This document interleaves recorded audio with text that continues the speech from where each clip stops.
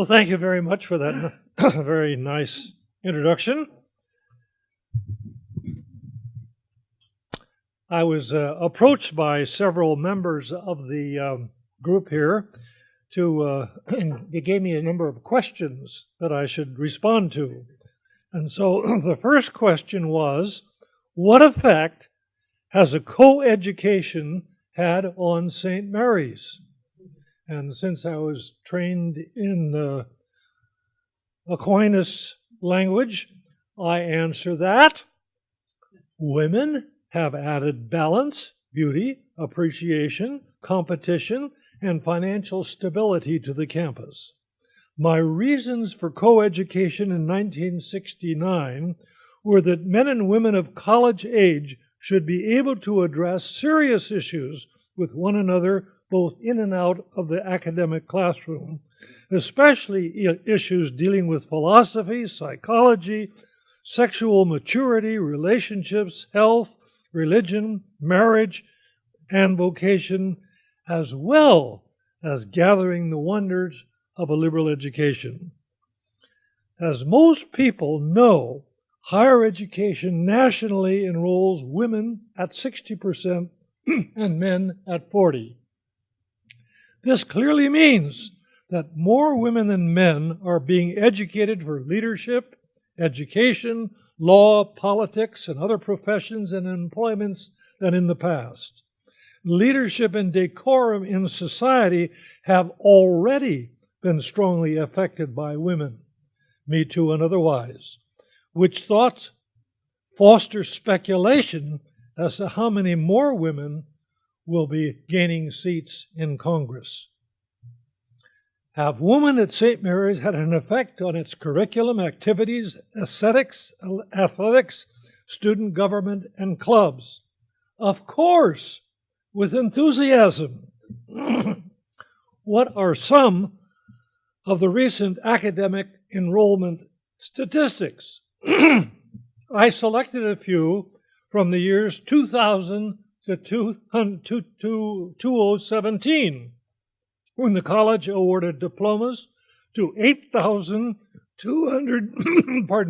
264 students, 5,135 women, and 3,129 men. I recall the dean of the School of Economics and Business Administration saying that he opposed co-education because women would not enroll in business. The college awarded 765 diplomas in business administration that went to women and 979 to men. In accounting, 212 diplomas went to women, 222 to men, almost equal. And then what's really important, and in political science, 183 went to women and 148 to men. How have women done in the real world? Laura Garcia Cannon is anchorwoman, NBC 11. Christina Roybal, Senior Associate Athletics Director, Senior Woman Administrator, University of Northern Iowa. Shirley Griffin, Executive Vice President, Wells Fargo Bank. Melissa Stafford Jones, Executive Director, Lesher Foundation. Dr. Cecilia Mazzetti, unopposed and elected Superintendent of Schools, Madera, California. Susan Mannheimer, Chief of Police, San Mateo. Sarah Lanham, MD, Resident Physician, St. Luke's, Roosevelt Hospital, New York. And locally, Dr. Betty Vodzak is a doctor of dental surgery who practices, and maybe he's just retiring, in Moraga. I have no reservations about the success of women enrolled at St. Mary's College.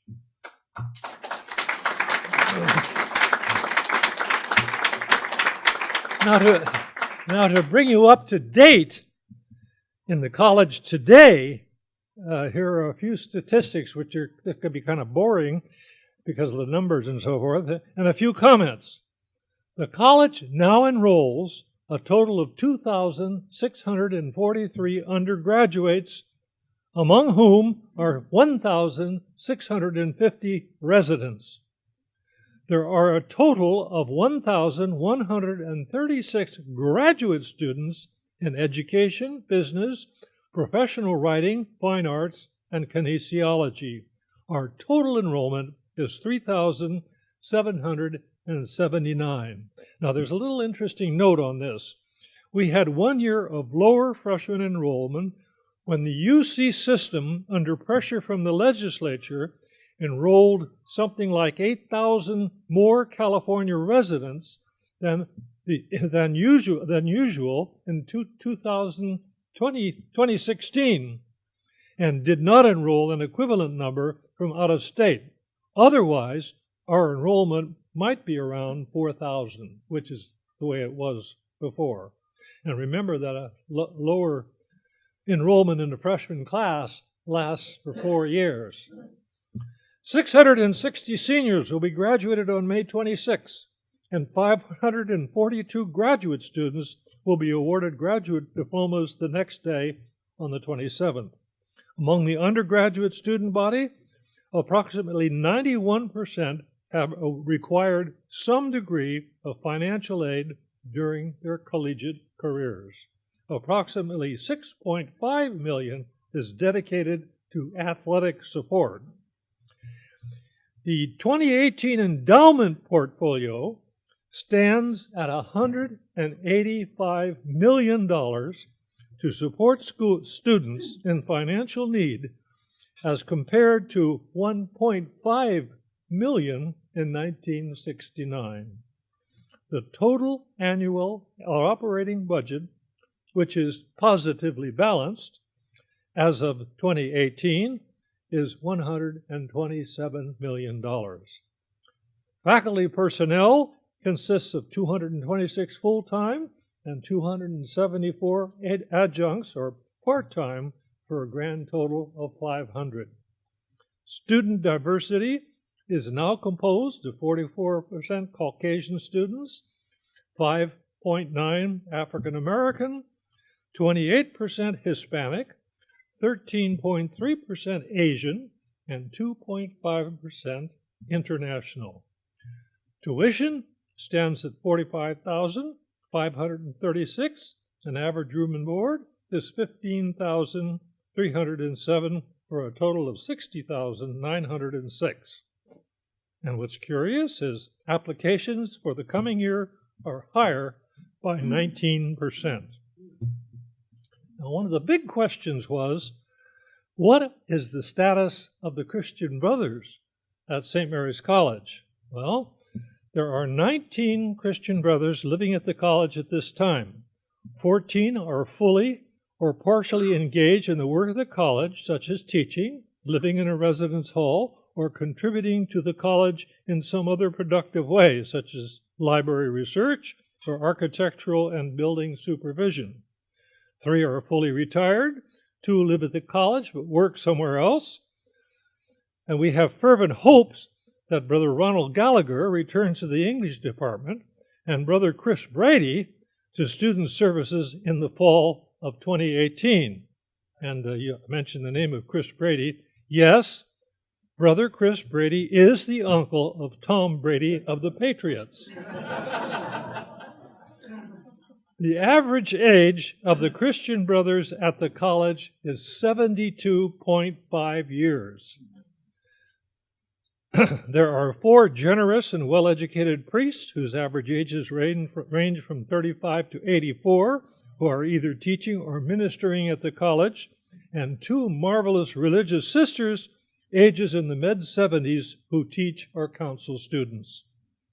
The unfortunate diminishment of vocations in the church among both men and women is evident in seminaries and houses of formation among many religious orders in the United States.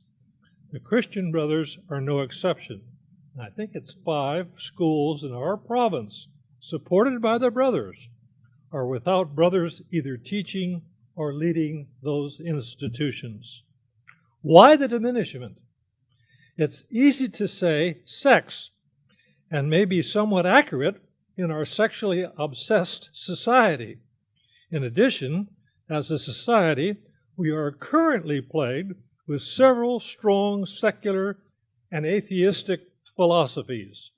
A recent National Pew study noted that as the number one reason why people, especially young people, are leaving Christian churches is that it is sadly becoming self-evident among many that religious faith is incompatible with a scientific worldview.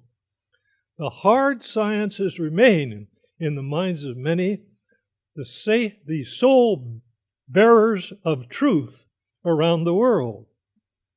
Such philosophy, disseminated in one form or another in high schools or colleges, where science is touted as the only objective truth and all else is relative, and is propagated through the overwhelming means of mass communication, which is enjoying a profound effect on our culture and likely on religious practice and attracting vocations to the priesthood and religious life.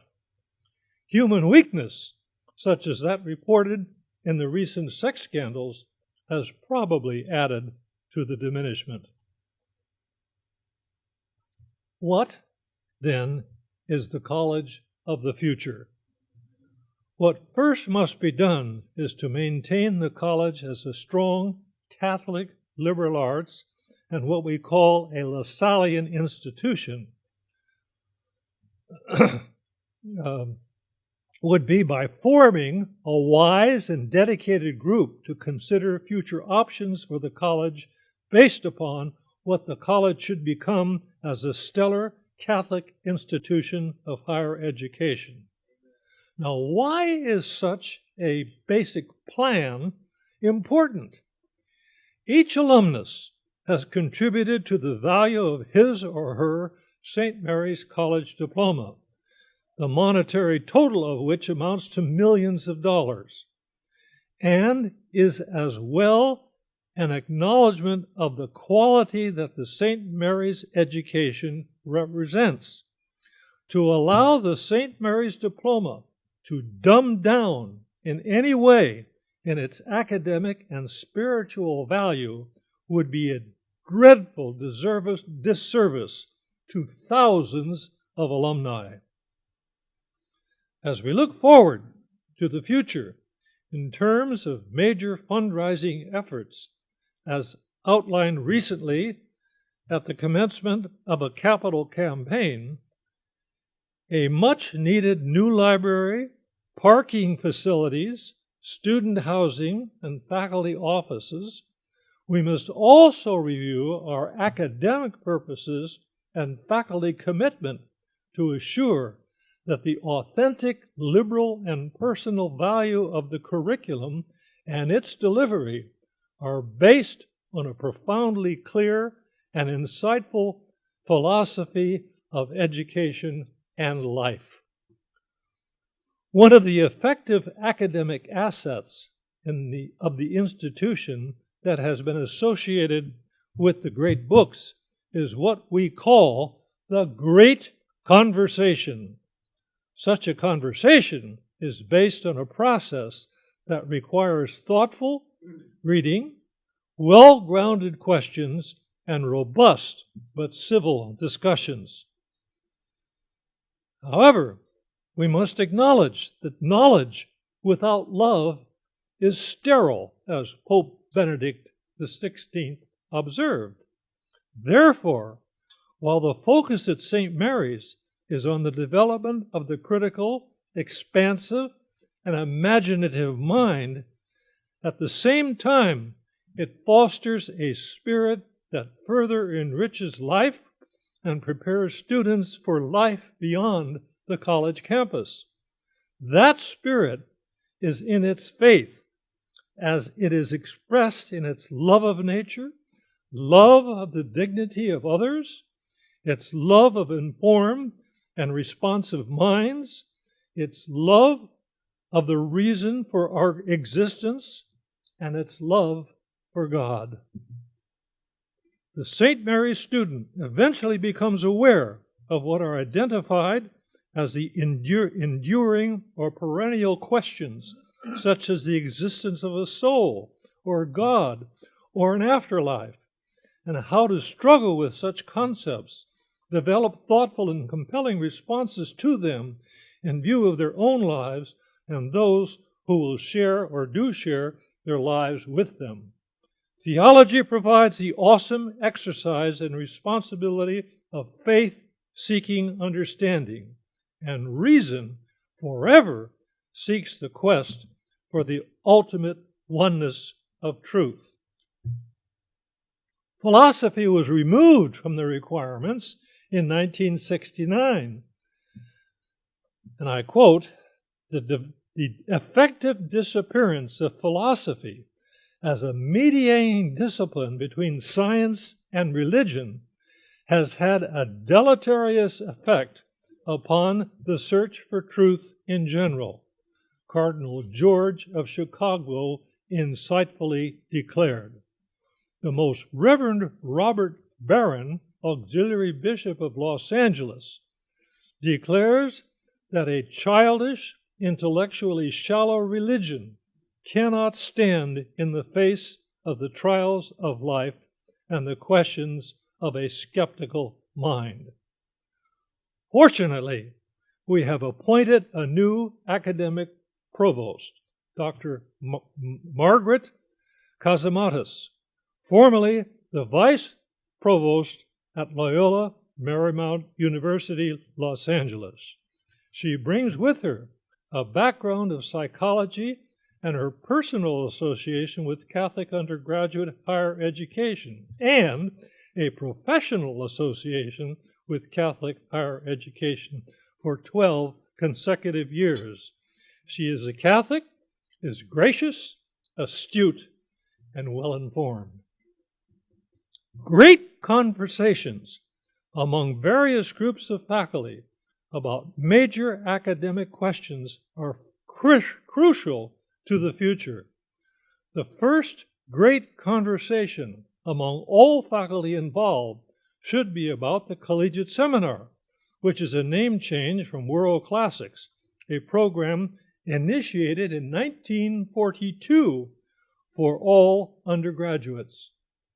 A discernment about the text to be read is crucial, along with discussing the methodology that evokes student discovery and articulate, robust, but civil student debate.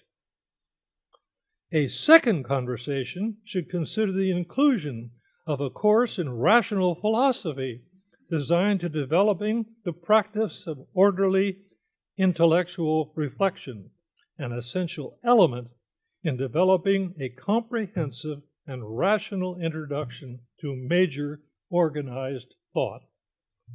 The third conversation should be on what the word Catholic means in terms of our identity as a Catholic college. A lay faculty religious poll indicates that the existing percentage of Catholics on the faculty is 31.2%, a Catholic minority.